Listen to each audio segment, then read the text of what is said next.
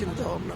মূল প্রশ্নটা হচ্ছে যে আপনার এগেনস্টে মামলা হলো, ছেলের এগেনস্টে মামলা হলো, এটার উদ্দেশ্য কি বলে মনে করছেন আপনি? এবং দেখুন, সমস্ত সিসি ক্যামেরা ফুটেজ দেখুন এসব চলবে ফেব্রুয়ারি মাস পর্যন্ত, ইলেকশন ডিক্লেয়ার হওয়া না পর্যন্ত রাজ্যের প্রশাসন, মেরুদণ্ডহীন প্রশাসন, তারা মমতা ব্যানার্জির নির্দেশের বাইরে একটা পা ফেলতে পারে না। এটা ফেব্রুয়ারি পর্যন্ত ইলেকশন কমিশন যতক্ষণ ইলেকশনের নোটিফিকেশন না দেবে ততক্ষণ পর্যন্ত এটা চলবে। তাই এসবের আমরা অভ্যস্ত আছি।